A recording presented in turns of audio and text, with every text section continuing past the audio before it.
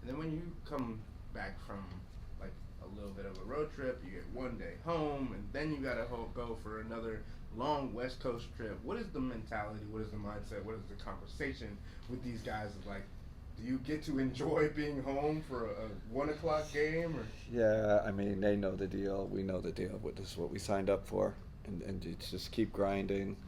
Um, and like I said, we did try to have some fun on the road. Played a little football. You just gotta try to keep them fresh. But it's a challenge. It's a physical challenge, mental challenge. But it's just part of this business we're in. was there a best player for the Oh, I football think team? I said, man, DG was unbelievable. Like he's so fast, no one could catch. He caught a touchdown pass. Who threw? I guess Max. Ty threw it. No, was it Max? Max threw it, and DG was out of the picture. All of a sudden, he just comes racing across and catch. I'm like, where did he come from? You know. And then Max is really, we got a lot of multi-sport guys that are just good. I mean, Evan caught the game winner. He just reached over, threw it high. He just reached over one of our coaches, and just our coach was there. It was Mike Garrity, right? He could have like knocked it down, and Evan just went over, and like we're all just like, man, there's a reason these guys are in the NBA, and we're coaching. It just we have so many good athletes, and it's cool to see them in that environment. And then Sam gets out there and starts kicking 40-yard field goals. Like it's like, you know, um, we had a lot of fun doing that. Plus in an SEC like stadium, like pretty cool. Tom. So do you trust Sam on field goals beyond 40 yards? I would. They wanted him to keep going, but we were in a time crunch. But I don't know how far he could have gone back. Like I'm sure. It's got to be cool to see all that athleticism though, like that. Like you, I know you guys have played some other, some pickleball and some other things, just to Yeah, appreciate that. it was just supposed to be a warm up. It turned into a game, and then you see the coaches who can play, who can't. It's so funny, and these the conversations after are the best, right? We've all been in this arena, the sports kind of arena. You talk trash and you make fun of people, and awesome. Kenny, winning one in a row is hard, let alone 16. These winning streaks have really kind of taken on identity of their own this season. I know that you want to win all the two, what have you. How much do you think that has helped, though, just kind of, not only reinforce what you guys are teaching, but building confidence, momentum, all those kinds of things? Yeah, and motivation, right? Like all of it. I'm sure it's part of it, and I'll tell you what, it's a lot more pleasant to coach, off a win, and you're, uh, guys are more receptive to teaching, I think, and more open to, cleaning stuff up. And that confidence word, it's a big word in this league, in any league.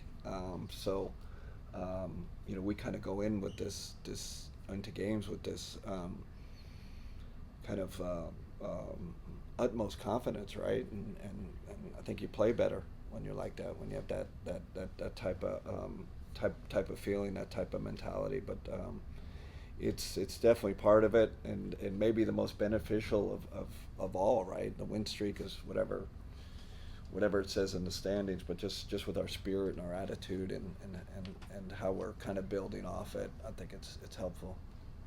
Ella.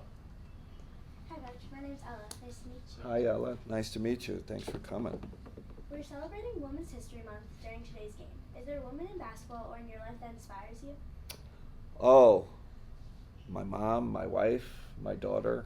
Um, you know, um, I just I came from a family with eight boys, so there weren't a lot of a lot of women around. But my mom was kind of like the heart and soul of the family, and then my wife, same thing. She kind of controls the whole house and does everything, and then I mean there's so many, you know, great women in basketball. I think of Becky Hammond. I don't know, always, because she was around my era. You know, she was a great player in the WNBA. Then she's become was a great assistant coach for the Spurs, and now she's a WNBA head coach. So it's great. I love the momentum of what's going on with women's sports, and the WNBA is just like, taking off, and the we're gonna have our own team, right? Like all this stuff. It's just it's beautiful. It's great, great for the sports world. It's great that things are starting to even out a little bit. It seems like every game the team is hitting a new milestone, breaking a record, or just setting a higher new standard. How do you keep the team focused on the bigger picture while still trying to celebrate the milestones you've hit along the way this season? Great question. Best question. What a best question all year. Yeah, you have to celebrate your little little or big accomplishments. So we try to do that, but our focus is on the playoffs, right? We have to capitalize on this great team we have. So yeah, celebrate the little and big moments, but also with that intensity and focus on what's coming in the playoffs. Thank you for your time and good luck today. Thank you so much. Dan. Thanks, BJ. I know that everything with DeAndre is small sample size because he's only played 13 Yeah. games so far, but the lineups with Evan at center and him on the floor have been like plus 25 per 100 possessions. Yeah. What have you liked about that grouping or that pairing? Oh man, it's a little bit like, he's like such a big wing. So those two defensive, thinking right off the bat, they can switch pick and rolls, right? Maybe kind of a normal wing, you're not doing that. Evan's got to stay in coverage, so that just gives us more versatility on in what we can do. And now when Evan's at the 5 and he's at the 4, now you got kind of two, you got 5 guys that can space the floor, basically, with the way Dre's shooting the ball. So benefits are enormous versatility-wise, defensively, and then offensively, we can really spread teams out. It's almost like ultimate spread offense. And what you've seen with that offense too, with Dre at the 4, is there's driving lanes for him, and I don't think I saw that as much in Atlanta, like him, the self-creation part. But I think with Evan at the 5, he's able to get in a lane and shoot his pull-up or get to the rim. And then since DeAndre made his debut, you guys are top 5 in defense in the NBA. What's been better about that end of the floor in the last 15 games? Yeah, I think we're guarding the ball better. Just this is a drive league, a closeout league, so just guarding the ball better. Better in our closeouts, and our pick and roll defense has improved. We slipped. That was a big slip area. Still can be better rebounding the ball defensively. I think that's kind of our next step. And we've gotten to turning teams over again a little bit, but I keep saying it. I keep saying it to guys. We can do a better job there. Of just getting more easy baskets for us by turning teams over. Tim. Kenny, Friday in Memphis, I asked you about the quest to get to Yeah. the next level. Specifically on the defensive end, what are you seeing, or where would you like to see next level defense to get ready for the playoffs? I mean, I think you're starting to see it, right? I think obviously big improvements since Dre's come aboard, but also I think we're playing a lot of multiple defenses, right? A lot of variety. I think last game we played 3 different defenses.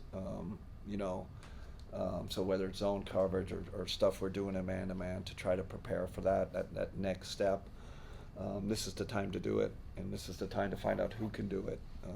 And so we'll continue to do that as the season closes, and it was good to have some success, against Memphis, mixing up our defenses. I really believe in it. It's the old Bill Belichick thing. You have to be able to. You just can't line up and play the same defense over and over and over. Guys are too good at this level. The skill level's too high. Coaching's too good. So we'll continue to work on that. Continue to mix it up. Much has been made about the versatility you have on the offensive end with the different lineups and rotations you can use. Defensively, how does that impact the defense with different rotations and different lineups? Yeah, I mean, most teams I've been on, it's hard to switch 1 through 5, right? There's kind of someone near, man, we don't want to switch. I feel comfortable doing that. We do it often. I think we're still top 5 in switching. So it gives you that, and you know, when you got Isaac and Dean and Dre, you know, you feel more comfortable doing it, right? Donovan, same thing. Like Donovan, we'll switch with him tonight, like no problem. They roll him down.